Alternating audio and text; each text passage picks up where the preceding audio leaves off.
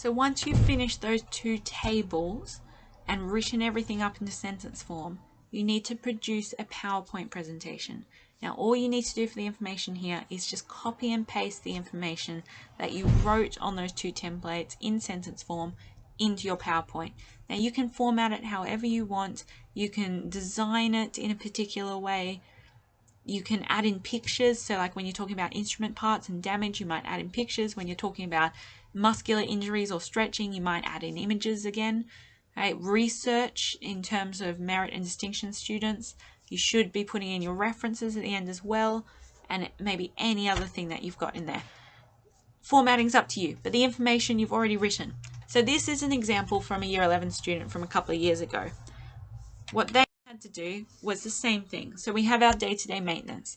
So they start with a very basic sentence at the top that specifies the maintenance of the instrument, and they're talking about keyboard. So they're very clear about what they're going to do. Then they've got each dot point is a new point for them. So this first one is talking about the power source and checking the keyboard is plugged in, making sure the keyboard's turning on properly. So this is all maintenance to do with your instrument.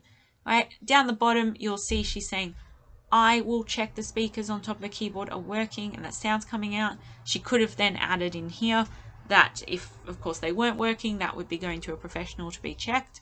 She says, personally, when I rehearse, I use a set of headphones that are plugged in the back, so I would need to check that these are working properly and not broken. All maintenance, and she specified personally what she does. Then we go on to the next one.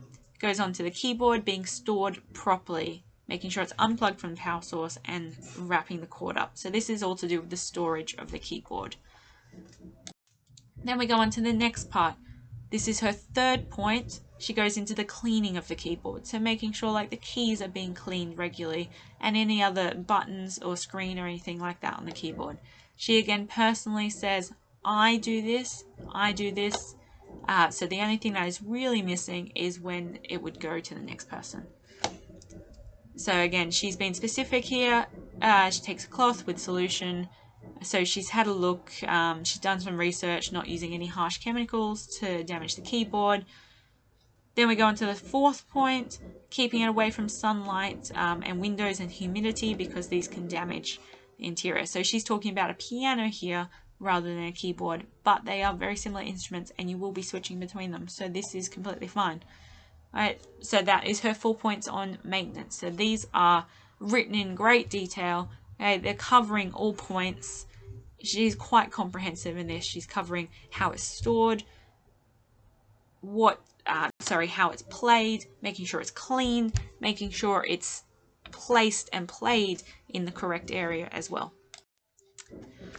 So then we go on to health and safety. So again, she's specified at the top that she's talking about keyboard and that she's talking about health and safety and the ones that she completes personally, which is the main point. So the first thing she's talked about is the right environment with good lighting, no distractions. She's then explained why it's important and then what she needs to do. So she said, I need to acknowledge my posture because sitting down in one place for a long time is not good for my health. So she said, like, I don't do this, but it's important that I do acknowledge this. So she's going to take regular breaks, sitting up straight will help, and then warming up as well. So again, specifically saying what she needs to do. Point 2 is talking about a portable instrument and therefore having a power supply and a plug. So she's talking about making sure that this is checked, making sure that the wires aren't exposed because it's potential fire hazards. And then from there, she's gone on to needing to know where the fire doors are located to be able to escape if this happens. So she's then taken that one thing and gone on to the next thing. So this is how it starts to be a distinction level. And then she's talked about the plugs being checked yearly by the school's IT techs. So that's not her, that's somebody else being checked, right? As well as any loose wires solder. Then on to the next bit, she's talking about ear damage, so during rehearsals, so making sure her volume's not too loud.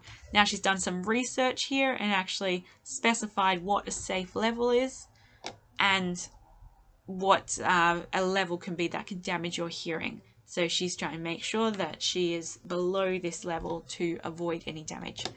And then on the last part, this is her fourth point, picking up the keyboard. So this is damage to the keyboard for being dropped or to a person if it's dropped on them.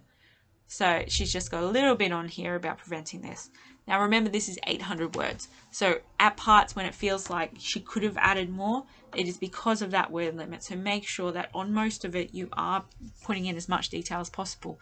But if you are getting close to that word limit, remember you've got the 20% buffer, but if you're going over 960, you do need to go back, reread, and make sure that you're not adding extra words. So if I had checked hers before submitting, there's quite a few repeated areas that I could have taken out. So she's talked about volume at safe level here. She's then repeated the volume is at safe level as well. Not needed. So she could have saved some words here. Okay, then she's added another one that talks about the cord being a tripped hazard, so making sure it's tucked away, and then having no food or drink near the keyboard for spillages. Anything like that. And then she's got her referencing at the end to show you that she has actually done some research. So a couple of these links I'm actually putting on Show My Homework so you can access them for students who want to go merit distinction to do some research behind. But that is the task that you need to complete. So use your two tables, get the information from the tables into full sentences, and then copy and paste into a PowerPoint.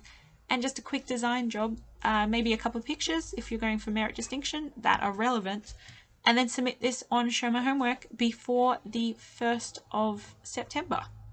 If you do fall below your target or it has not met the requirements, this will allow me to give you some time, to give you some feedback and fix it.